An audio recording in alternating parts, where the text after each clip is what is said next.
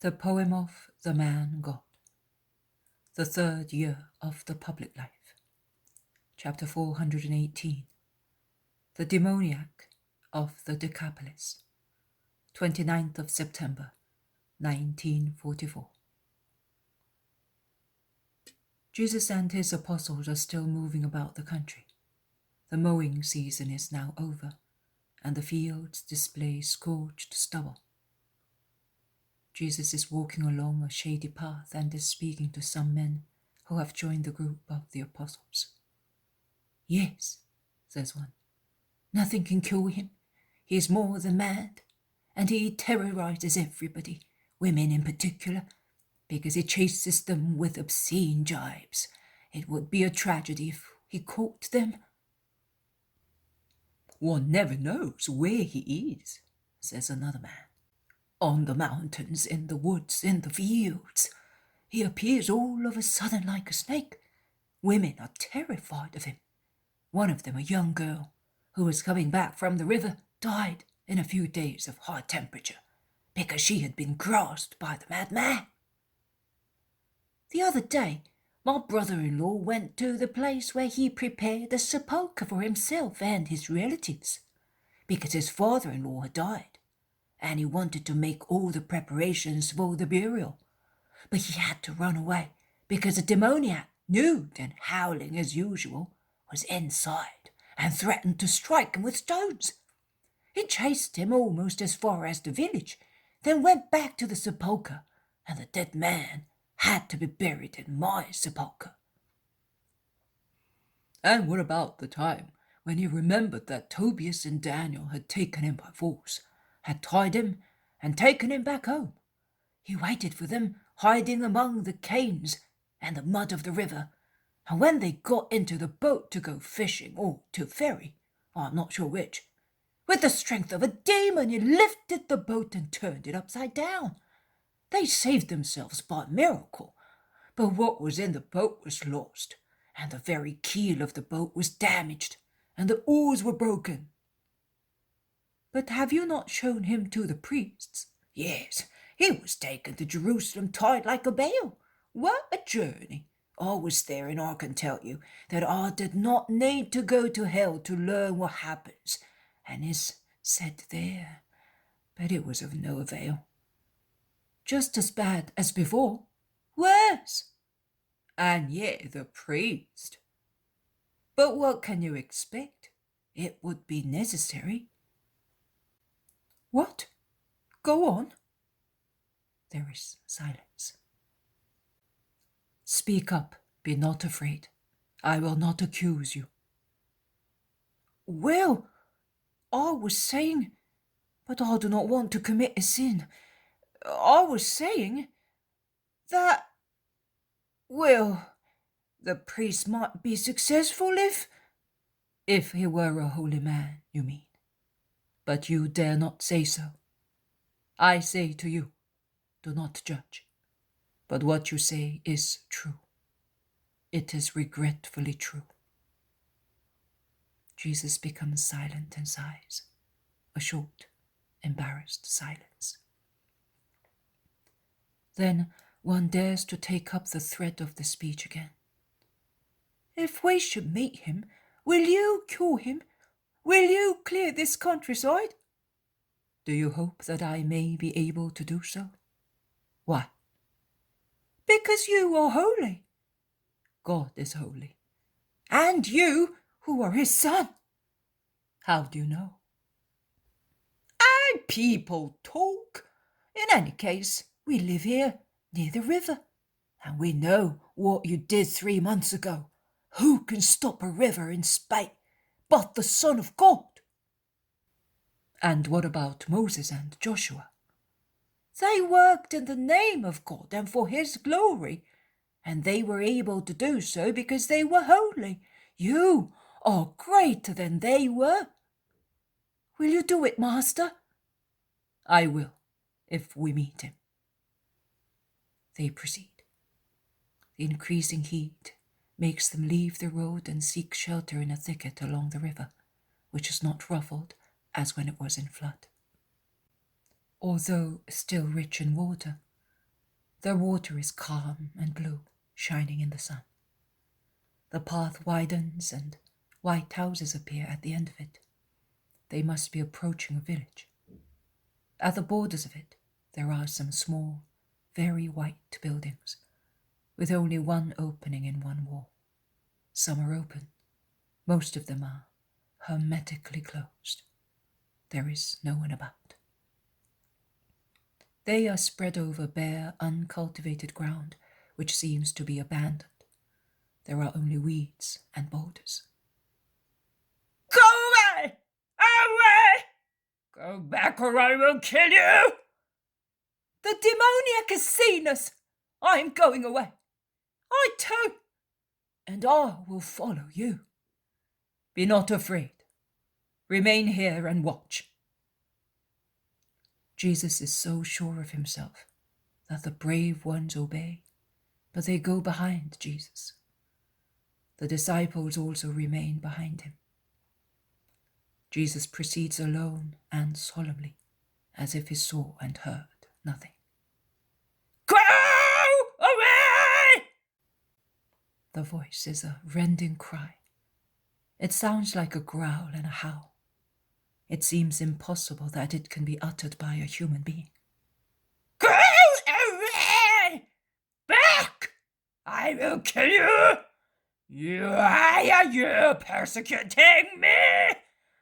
I do not want to see you! The possessed man bounds. He is nude, swarthy, with long ruffled hair and beard. His dark, bristly locks, strewn with dry leaves and dust, fall over his grim, bloodshot eyes, which roll in their sockets and reach down to his mouth. And his mouth, open in howls and bursts of laughter of a madman. They sound like a nightmare, is foaming and bleeding, because he is striking it with a sharp stone, and he says, Why can I not kill you? You who is binding my strength. Is it you? You! Jesus looks at him and proceeds. The madman rolls on the ground, bites himself, foams even more, strikes himself with his stone, springs to his feet, points his forefinger towards Jesus, whom he stares at fixedly and wildly, and says, Listen! Listen! He who is coming is...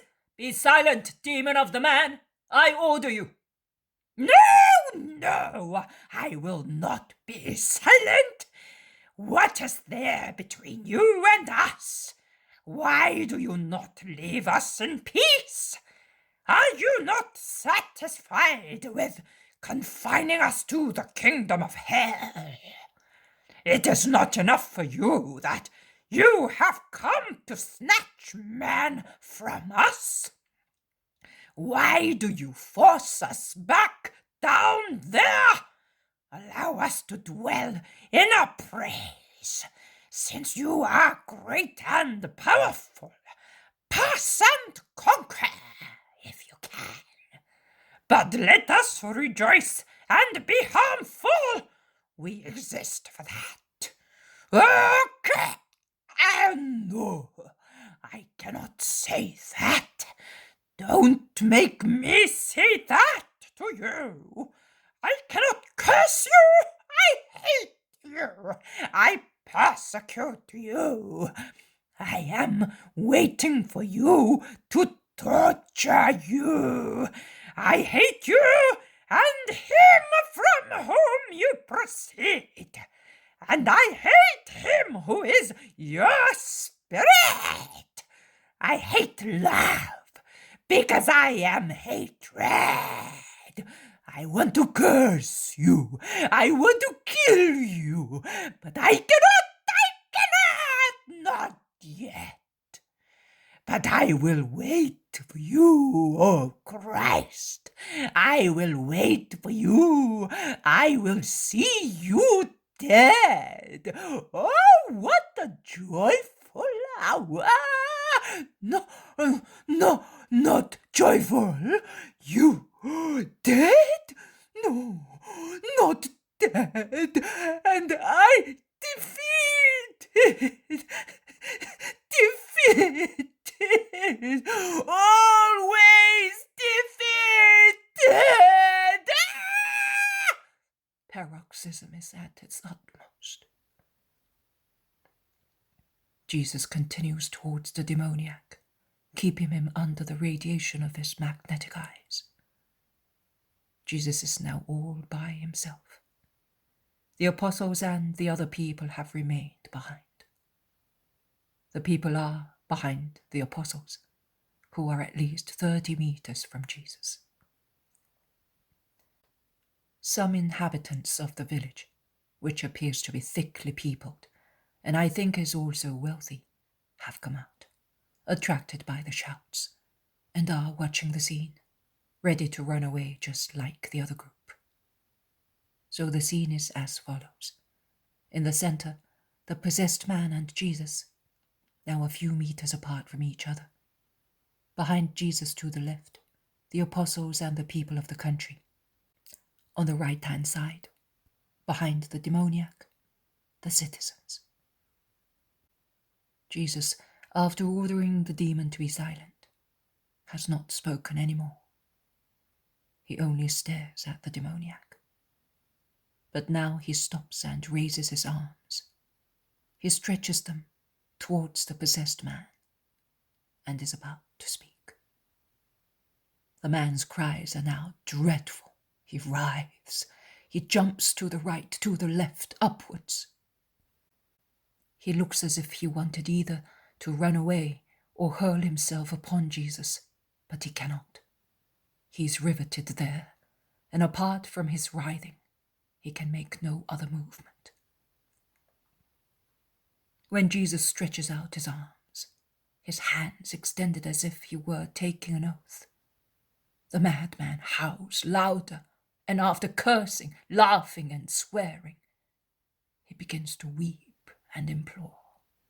No! Not in hell! Don't send me there!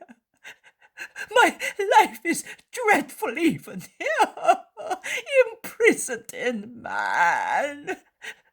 Because I want to travel through the world and tear your creatures to pieces. But not there, no, leave me outside. Come out of him, it's an order. No, come out, no, come out, no, in the name of the true God, come out. Oh, why do you defeat me? But I am not coming out, no. You are the Christ, the Son of God, but I am. Who are you? I am Beelzebub, the master of the world, and I will not surrender. I defy you, O Christ. The demoniac becomes motionless all of a sudden, stiff, almost dignified, and stares fixedly at Jesus with phosphorescent eyes, hardly moving his lips to utter unintelligible words and making light gestures with his hands near his shoulders and his elbows bent. Jesus also has stopped. With his arms folded over his chest, he gazes at him. Jesus also moves his lips slightly, but I cannot hear any word. The people present are waiting, but they do not agree with one another. He cannot do it. Yes, the Christ will now succeed. No, the other one is winning. He is strong. Yes, he is. No, he isn't. Jesus opens his arms. His face flashes command. His voice sounds like thunder. Come out for the last time! Come out, O Satan! It is I who command!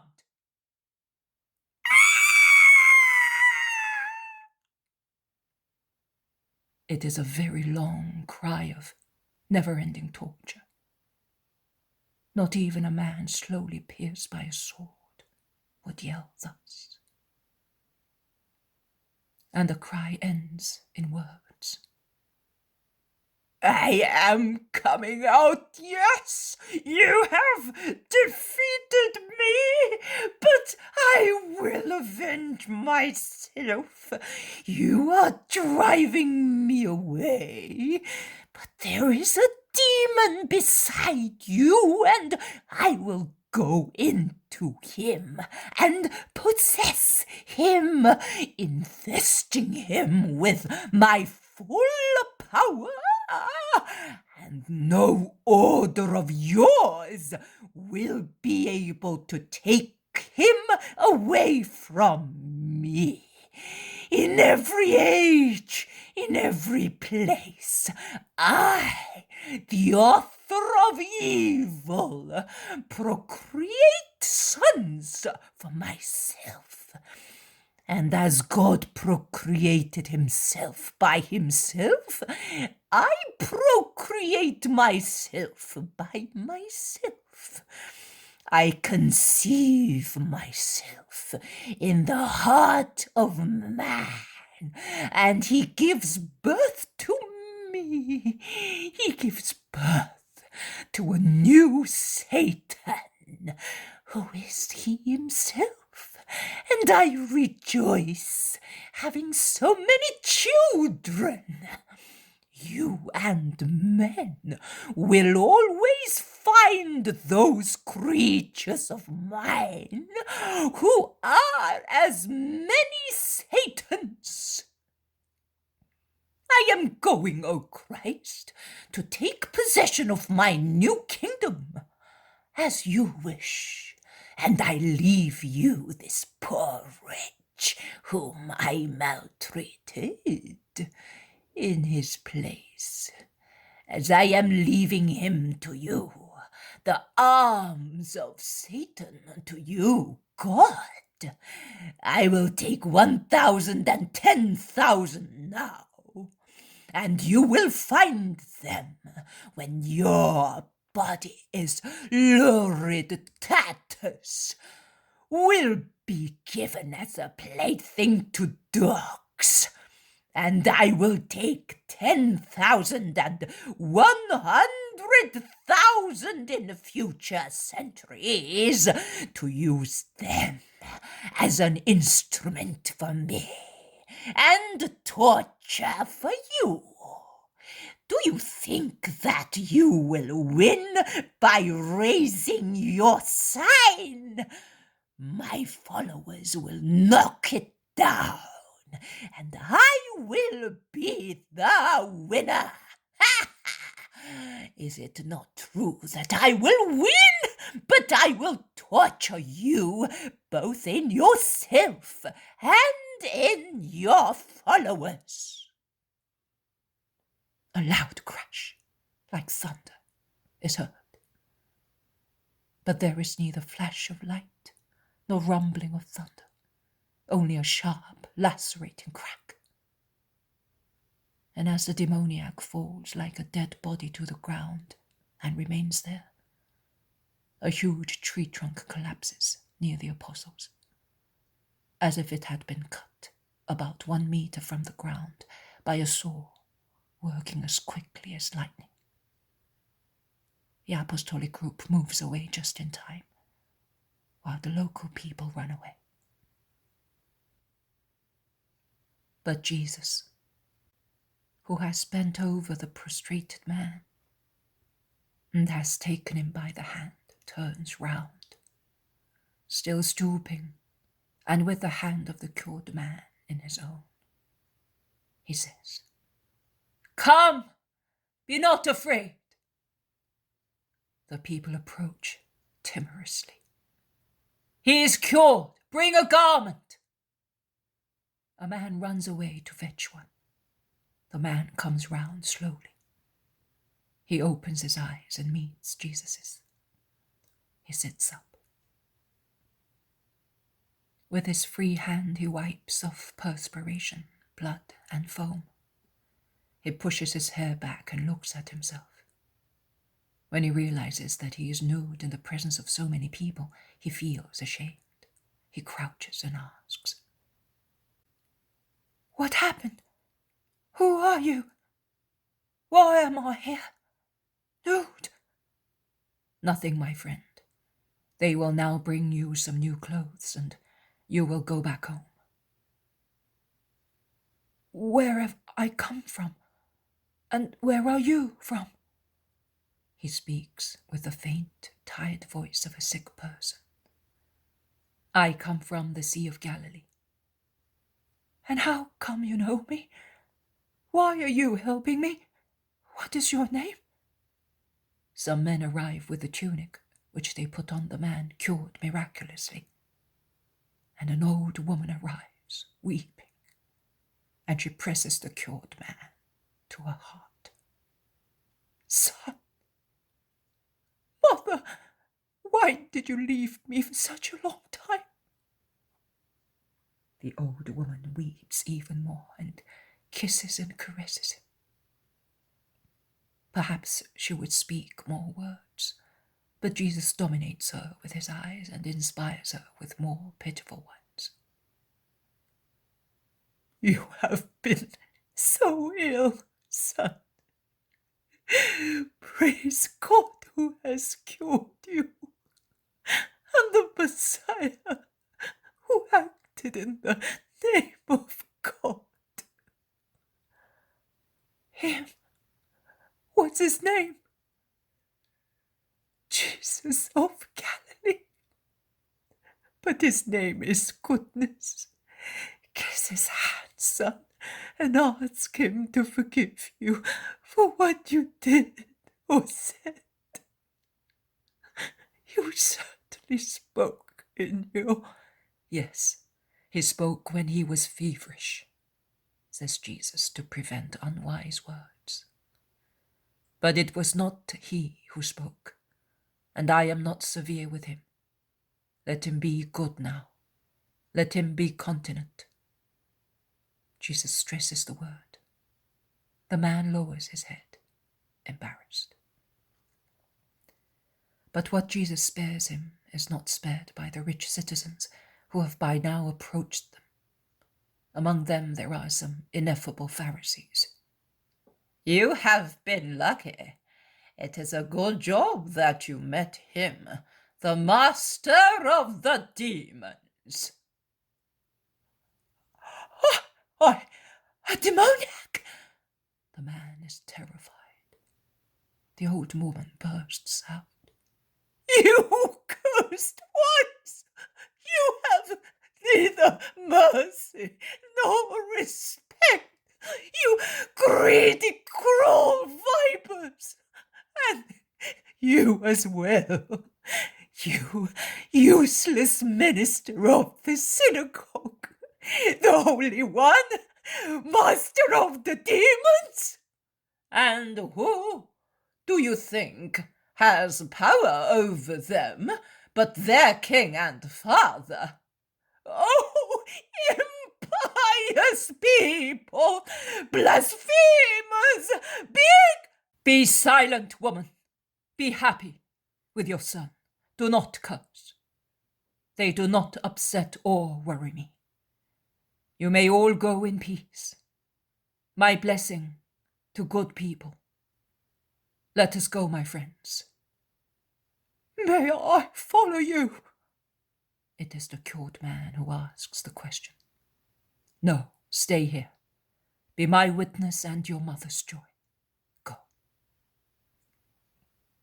And among cheering shouts and whispered mockery, Jesus crosses part of the little town and then goes back to the shade of the trees along the river.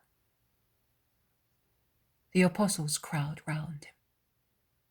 Peter asks, "Master, why did the unclean spirit offer so much resistance?"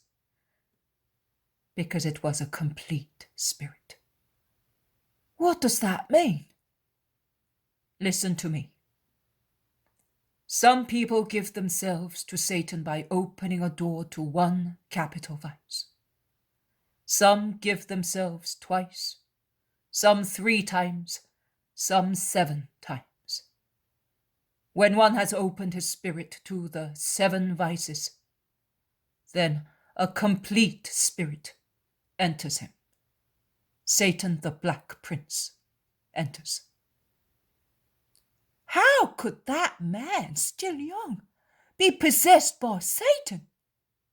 Oh, my friends, do you know along which path Satan comes?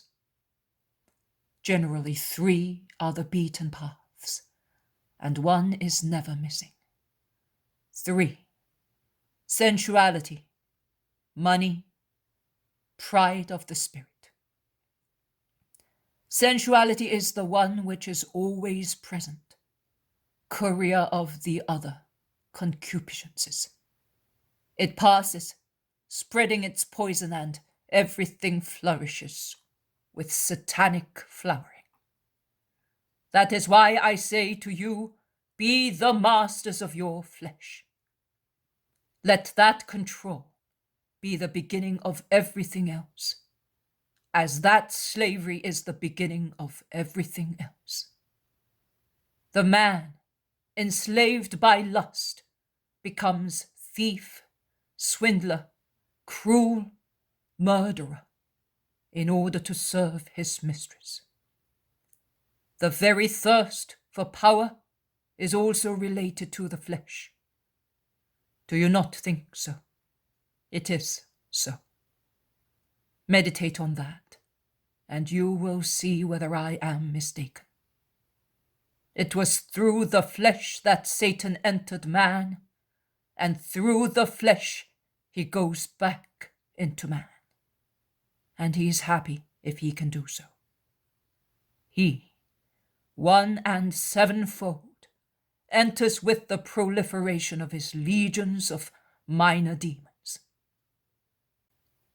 You said that Mary of Magdala had 7 demons. You said so, and they were certainly demons of lust, and yet you freed her very easily. Yes, Judas, that is true. So? So, according to you, my theory is wrong. No, my friend. That woman wanted, by that time, to be freed from her possession. She wanted. Willpower is everything. Why, Master, do we notice that many women are possessed by the demon? And we can say, by that demon? See, Matthew, woman is not equal to man in her formation and in her reaction to the original sin. Man has other aims for his desires, which may be more or less good. Woman has only one aim, love. Man has a different formation. Woman has this one, sensitive, which is even more perfect, because its purpose is procreation. You know that every perfection brings about an increase in sensitiveness.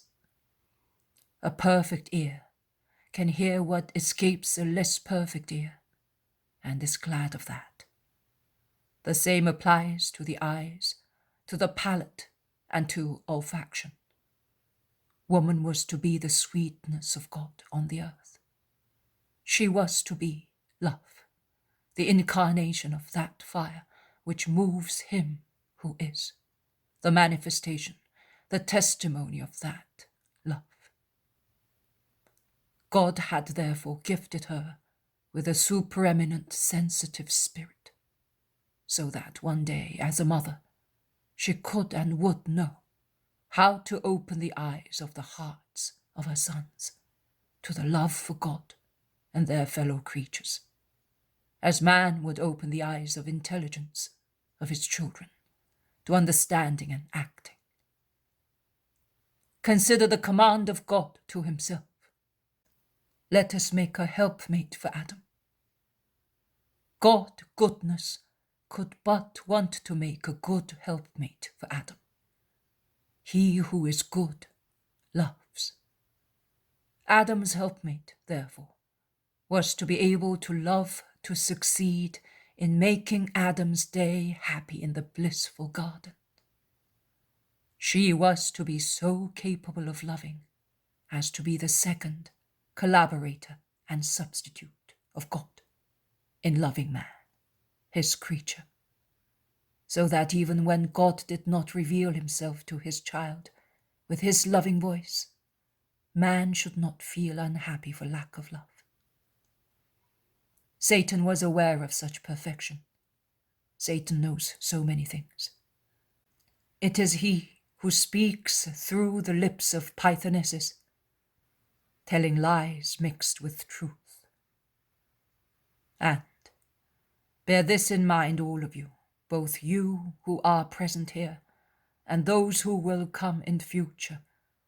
He speaks such truth which he hates because he is falsehood, only to seduce you with the chimera that it is light that speaks and not darkness. Satan, cunning, tortuous, and cruel, crept into such perfection.